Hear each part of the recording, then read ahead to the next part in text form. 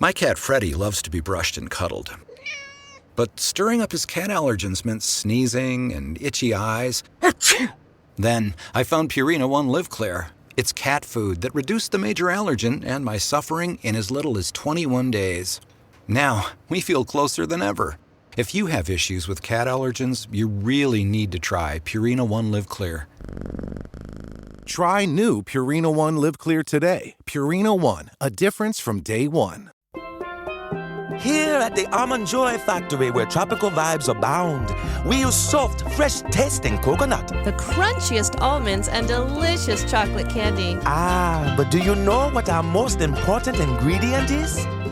Sometimes you feel like a nut. Sometimes you don't. Almond Joy's got nuts and something even way better than that. Yes, Almond Joy is made with almonds and joy.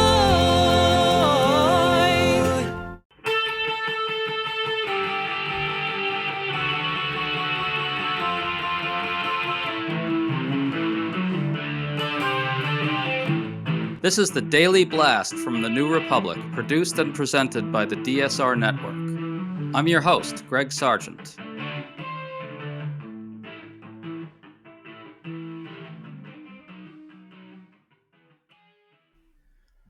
President Donald Trump's feud with Walmart is intensifying.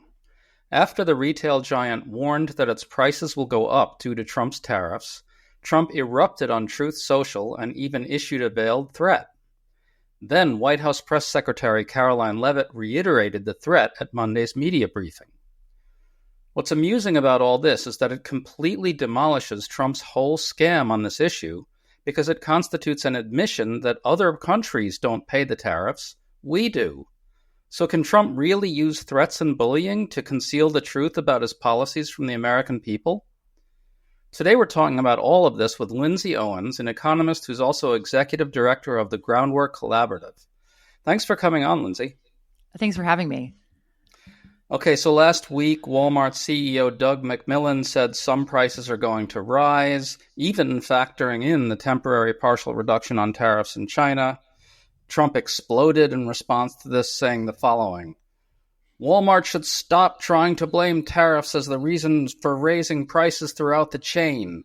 Between Walmart and China, they should, as is said, eat the tariffs and not charge valued customers anything. I'll be watching, and so will your customers. So, Lindsay, Trump is raging that a private business has to swallow the costs of his policy. Your reaction to this? Yeah, I mean, look, Trump is clearly worried. This was a bombshell admission from Walmart in an earnings call that consumers were going to need to brace for impact because, a large retailer known for offering low prices, offering bargains, was signaling to the American people that prices were going to come up. And they were letting you know it's not because they have shifted their position on no longer being a low-cost retailer. It's because of Trump's tariffs. They were quite clear on who was to blame. Not surprisingly, Trump really lashed out and basically said that he felt like Walmart was a profitable company. Yes, prices would rise because of tariffs. That was implicit in his tweet, but they shouldn't pass them along. They should eat them. It was really kind of a smoking gun that Trump is actually crystal clear on who pays the price of his tariffs. Exactly. Your key point there is that Trump himself is conceding that consumers are going to pay these prices. Absolutely. And look, remember, this is all in the context of an economy and a political climate in which the number one issue is still high prices. This was a problem for Biden. Trump is very aware of that. He exploited it and ran on bringing prices down. And one of the first policies he implements is basically a giant price hike on the American people. And now he's sort of reeling from the consequences. We know the American people are crystal clear on this. Polling from Navigator shows that 2/3 of Americans expect the tariffs to increase their prices. 80% of Americans are clocking the tariffs. This is not something that people aren't aware of. He's in real trouble here. And he's screaming from the bully pulpit that corporations could help him alleviate the impact of his policies. Well, I want to get to that in a second because there's an implicit threat in it from him. But for now, clearly all this constitutes an admission that other countries won't be primarily paying the costs of the tariffs, since if that were the case, Walmart wouldn't have to raise its prices and Trump wouldn't have to threaten Walmart to prevent that. On Monday, White House Press Secretary Caroline Leavitt tried to talk her way out of this problem. Listen to this. The president is committed to ensuring that prices remain low for American consumers, and he maintains the position that foreign countries will absorb these tariffs. What does he mean by "I'll be watching" to Walmart? He'll be watching, seeing what they're doing. During that stretch, Leavitt also said China will be paying the costs, and the evidence she cited for this is that China wants to negotiate. The whole thing is so ridiculous. If China wants to negotiate, it's because tariffs will raise the costs of their goods, which we will pay for. And also note that she reiterates the "he'll be watching" threat. Can you talk about all this? I mean, look, one of the main reasons that China is interested in seeing tariff rates come down is not just because they're not going to be paying them, but rather because a lot of American companies will just not buy goods at that rate. I mean, the original tariff rate that we were contemplating in the Trump administration really wasn't a tariff rate at all. It was effectively an embargo. There are some goods at which you cannot sell at certain price points. Americans aren't going to spend $40 on a can opener. That's an embargo, not a price hike. So they were very eager, to see these tariffs come down. But it is definitely not the case that, China was eating the cost of the tariffs. Companies who pay for the tariff goods are the first sort of impacted party, and then they decide how much they're going to pass along to consumers. And by the way, they can pass along the exact amount that they pay to consumers, one for one. They can pass along a little more. We saw that during the Biden administration, where companies charged a little more than the cost they bore because of inflation. Or Trump's not wrong. They could pass along less, right? And they could eat a little bit of the delta. But those are the options here. And all three result in a price increase for American consumers. It's just a matter of degree. Members are getting even more from the DSR network. In addition to an ad-free listening experience, members-only content, and access to our Discord community, members will get access to a weekly wrap-up version of the DSR Daily 2 days before free listeners, and will get our brand new weekly Need to Know podcast a full week early. To become a member and get access to great content before anyone else, head to the dsrnetwork.com/buy and enter code DSR2025 for a special 40% discount on sign-up. That's code DSR2025 at the dsrnetwork.com/buy.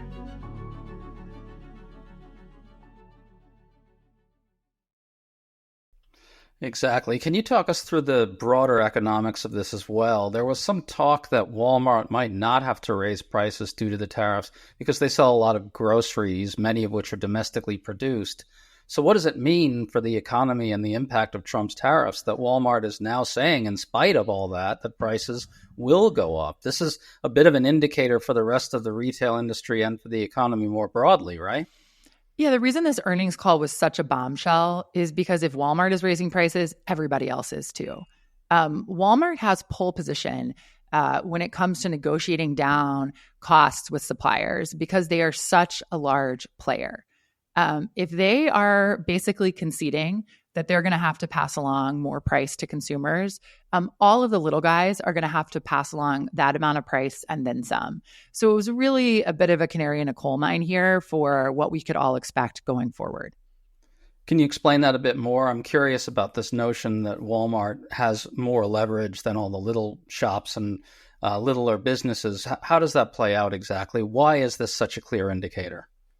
Yeah, I mean, look, Walmart buys a lot of products, and the ability they have as a sort of major stakeholder in the retail economy because of their size is considerable. Sometimes what they can do, as we saw in the pandemic, the larger companies demanded that they get first cut of what was coming off the ships. So the shortages that you saw would sort of show up in smaller grocery stores where their shelves would be empty, but some of the big boys would still have stock. But also what they can do is twist arms a little bit to get the best pricing possible. Suppliers need to get their goods off the ship and to the retailers, and Walmart knows that, and they can use their size effectively in that way. So if I understand you correctly, what you're saying is that because of Walmart's clout and size and leverage, it can essentially say to suppliers, i.e. the importers who are bringing in products that are tariffed, keep those prices down. And if they can't do that, then nobody else can, right? Yeah, I mean, they are the largest player at the negotiating table. And so if they aren't effectively able to negotiate away some of the price hikes, everyone else will be in even worse position. And Walmart is a huge presence in Red and MAGA America as well. I think we should talk about that component of it too. Yeah, look, there are many communities in the United States where there are basically two places to buy your groceries, Walmart and Dollar General. So this is absolutely going to have a substantial impact, just based on the geography of the United States on Trump's core supporters and Trump's voters. And so it's absolutely makes perfect sense why he, was reeling so quickly. I mean, he knows exactly who this hurts and who is likely to hear that news and be quite worried. That's such an interesting point. The very fact that Walmart is such an omnipresence in Red America and MAG America itself shows that the tariffs are going to really start shifting opinion among his core supporters. Absolutely. And look, this earnings call announcement, I don't think it was a warning shot, right? This is interesting. You heard the press secretary say a little bit about what the obligation of a CEO is to shareholders and investors on an earnings call. And she said they have an obligation to present the most dire information. Well, that's not exactly right. They have an obligation to present materially significant and relevant information to their investors.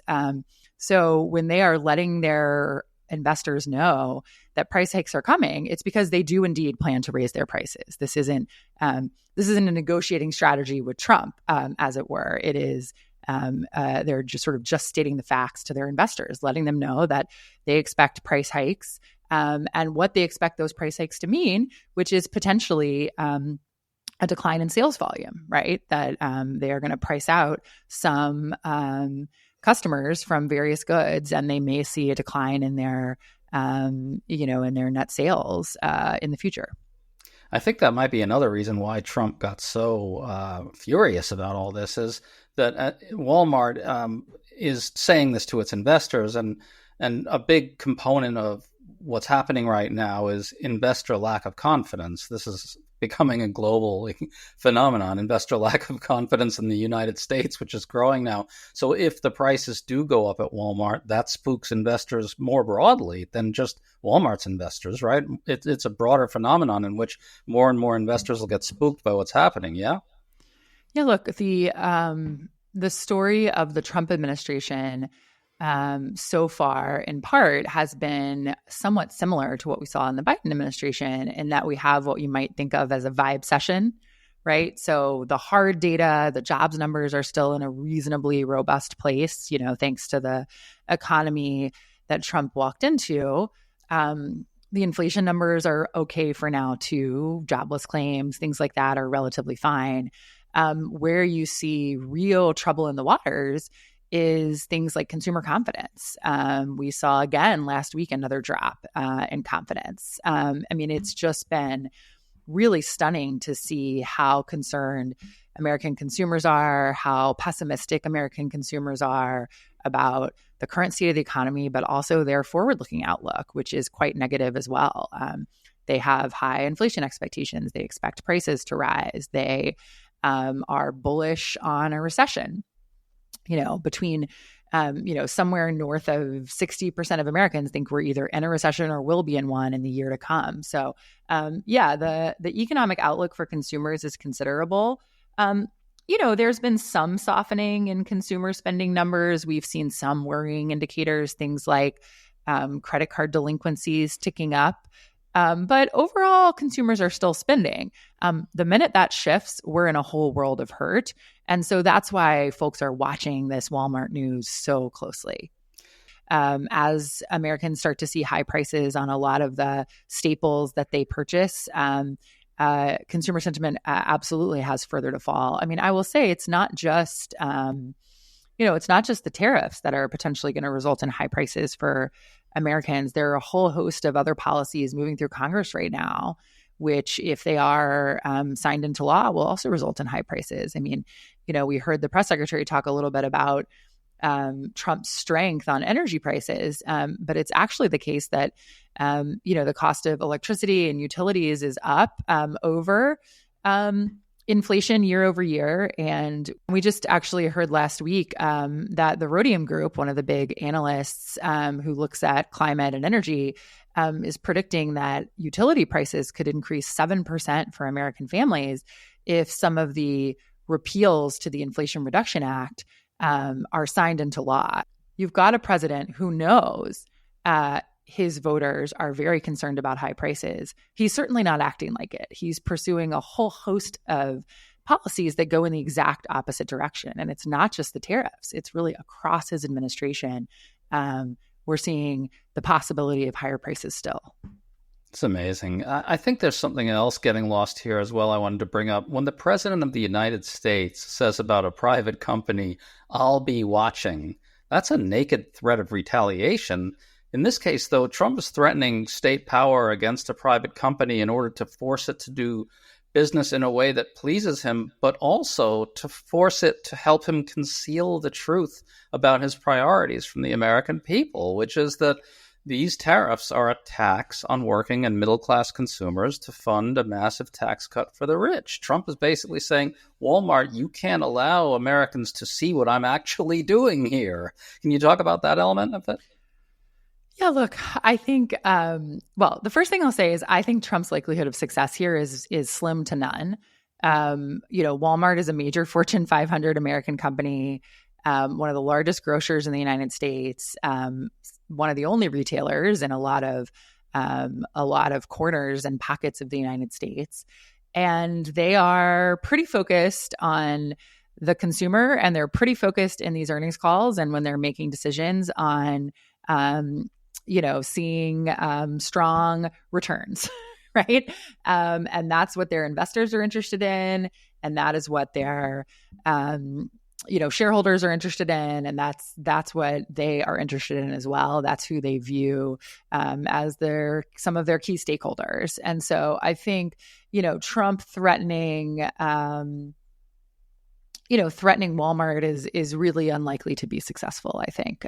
They are not focused on the public policy goals of their work. They're focused on revenues. And so they are not going to be eating tariffs. They're going to be passing them along to the extent that they can. The other thing I'll say here is, some of what Trump was doing was trying to shift blame from his tariff policy to corporations.